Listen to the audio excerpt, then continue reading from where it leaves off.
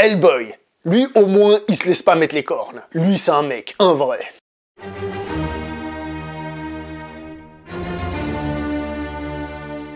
Bonjour à vous les cinéphiles et bienvenue pour cette nouvelle critique en post-projection. Il va être aujourd'hui question de Hellboy version 2019, reboot de la saga Hellboy, et je dis bien de la saga, dans le sens où il y a une scène post-générique, encore une fois j'ai pas regardé parce que j'ai autre chose à faire, qui indique plus ou moins, enfin semble indiquer puisque je l'ai pas vu, que en fait ils ont prévu d'en faire une nouvelle franchise, une nouvelle saga. Cette fois-ci, Guillermo del Toro n'est plus aux commandes, on a un certain Neil Marshall à la réalisation. Alors Neil Marshall, c'est un réalisateur, on va dire un peu de série B, c'est un réalisateur très apprécié dans son domaine.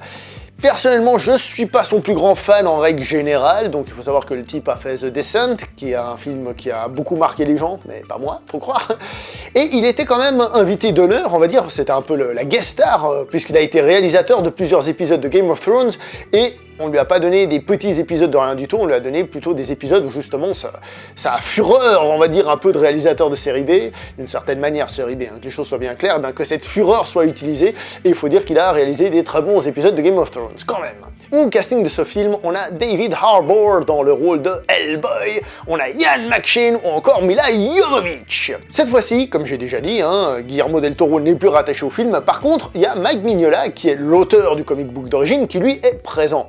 Ce qui fait que ce film est sans doute beaucoup plus proche du comic book, mais qu'il s'éloigne, je pense, de la version de Guillermo del Toro. Je dis je pense parce que pour ceux qui ne sauraient pas, Hellboy, j'ai vu qu'une partie du 2, donc je vais pas pouvoir comparer. Et je pense que c'est là qu'il y a peut-être le défaut et le truc qui fait que le film se fait descendre aux États-Unis, c'est que les gens comparent, parce que comme en plus Guillermo del Toro est un réalisateur actuellement à la mode, les gens souhaiteraient un troisième épisode, finir la trilogie de Guillermo del Toro, et en fait, ce film, il leur fait un peu un pied de nez parce que c'est pas ça, il part sur une nouvelle saga, et je comprends que ça énerve les gens.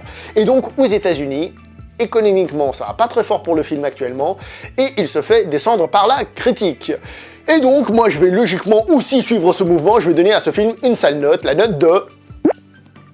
Quoi 6 sur 10 ? Non, mais non, on a dit qu'on allait lui donner une mauvaise note. Non mais on s'en fout de l'honnêteté, de la vérité et tout ça, c'est pas ça. Il faut dire aux gens ce qu'ils veulent entendre. Ils s'en foutent que tu dises ce que tu penses réellement. Bon, ok, d'accord. 6 sur 10, voilà. J'ai pensé 6 sur 10 de ce film, je l'ai pas trouvé aussi à chier que ce que tout le monde pense. Voilà, tout simplement. Les acteurs. Alors, David Harbour, moi je trouve qu'il fait un très bon Hellboy visuellement. Mais bon, en même temps, il est maquillé, il a tout ce qu'il faut, il a des prothèses à ne plus savoir qu'en faire. Donc oui, je trouve que c'est un Hellboy totalement correct au cinéma, je trouve qu'il se débrouille très bien. En effet, Ron Perlman était aussi impressionnant, mais celui-ci, il est un peu différent au niveau du faciès et tout ça, mais je trouve que c'est très bien fait, honnêtement, il n'y a pas trop de quoi se plaindre.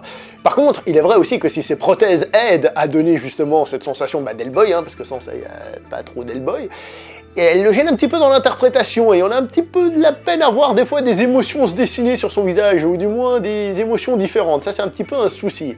On a Ian McShane qui est un acteur qui est généralement bon, déjà il a une bonne tête je trouve, mais honnêtement on l'a déjà vu faire mieux, je le trouve un petit peu sous-exploité d'une certaine manière. Mila Jovovich quant à elle, elle fait une interprétation comme on en a déjà vu plusieurs. Alors je dis ça parce que j'ai pas le souvenir de l'avoir vu dans une interprétation de folie entre nous, toujours eu l'impression que c'était une actrice pas géniale, peut-être que j'ai oublié des interprétations donc vous l'écrivez en bas, y a pas de souci pour me remettre ou pas comme on dit.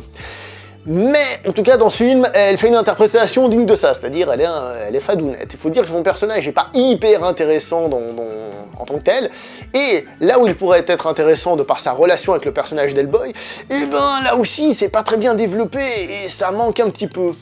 Dommage. Pour parler un petit peu des personnages, le personnage d'Hellboy est malgré tout intéressant dans son principe, parce que c'est un monstre, c'est un véritable monstre, c'est pas quelqu'un qui est devenu un monstre, non, c'est un véritable monstre qui a pour but de sauver l'humanité, et donc une humanité qui a peur de lui, donc en fait il est un peu entre les deux mondes, c'est et un monstre et quelqu'un dans l'humanité. Il est un peu rongé par ces deux facettes de ce qu'il est et de ce qu'il aimerait, et c'est là où le personnage peut être intéressant. Hélas, je trouve, encore une fois, bien que ce soit présent et bien que ce soit la chose la plus intéressante, hélas c'est pas ce qu'il y a le mieux développé dans le film, et à la fin t'as pas totalement convaincu qu'il ait fait un pas décisif pour prendre position et savoir exactement où il en est, enfin qu'il ait résolu tous ses soucis à ce niveau-là. Le film aux États-Unis est rated R, si on le dit avec un peu d'accent bien raté, ce qui veut dire que ce film est violent. Et en effet, on nous l'avait présenté comme un film plus violent, plus adulte.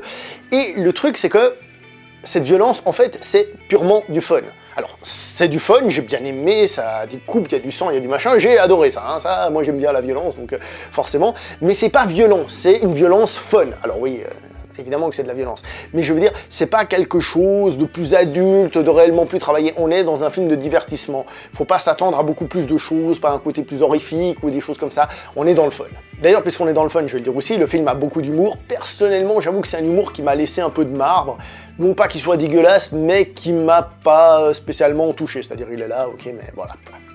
Et pour parler de violence et tout ça, il y a par exemple un moment dans le film qui est purement jouissif. Le combat contre les géants, il est oufissime. J'ai adoré parce que c'était filmé en plan séquence, avec du gore, enfin bref, c'est pas un combat de folie, mais la scène en elle-même, je l'ai trouvé vraiment bien foutue. Il y avait vraiment quelque chose, comme je l'ai dit, on ressent cette énergie de Neil Marshall dans cette scène-là, et ça, j'ai personnellement beaucoup apprécié. Mais voilà, le film n'est pas non plus rempli que de qualité, et il y a quand même des défauts, à commencer par certains effets spéciaux. Je dis certains parce qu'il y en a qui sont très bien, mais il y en a, franchement, ça fait mal, ça fait mal, ça fait mal. Hein. Il y a des trucs qui font dégueulasse, quand on sait que celui de Guillermo del Toro, qui date de quand même quelques années avant, j'ai pas vérifié, mais quelques années en tout cas, et ben là, la comparaison, à certains moments, ça fait très mal. Il y a vraiment des effets spéciaux qui sont pas terribles, et ça sort du film, c'est vraiment pas très réussi. Le film a aussi un peu un défaut qui était proche de ce qu'avait The Amazing Spider-Man, c'est-à-dire on fait une origin story, mais ça a déjà été fait. Donc on essaie de faire une origin story qui soit pas une origin story de raconter sans raconter, ce qui fait qu'on nous fait une origin story à coup de flashback, de trucs et de machin.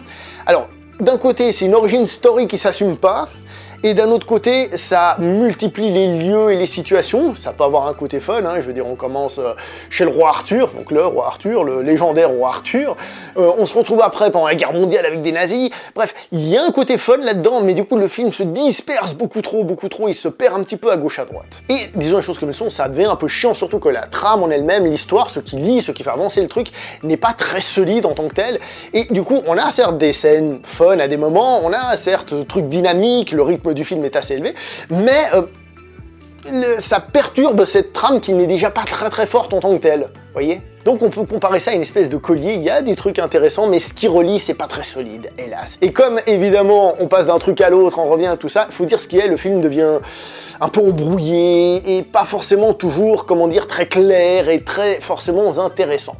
Je dis ça, mais pour moi, le point fort numéro 1 du film, c'est que je l'ai regardé sans me faire chier. Franchement, je me suis diverti du début à la fin, parce qu'il a du rythme, parce qu'il a des moments fun, parce que voilà, je peux pas dire que c'est une grosse daube, personnellement.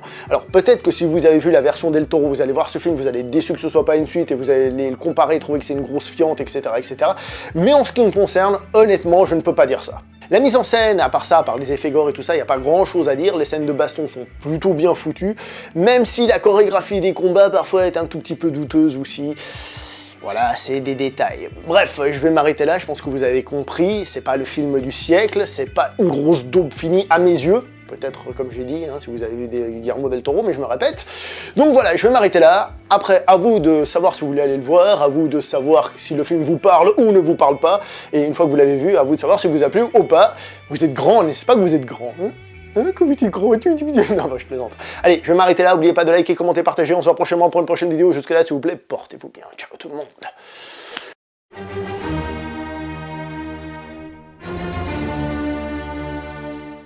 Que diable, abonnez-vous.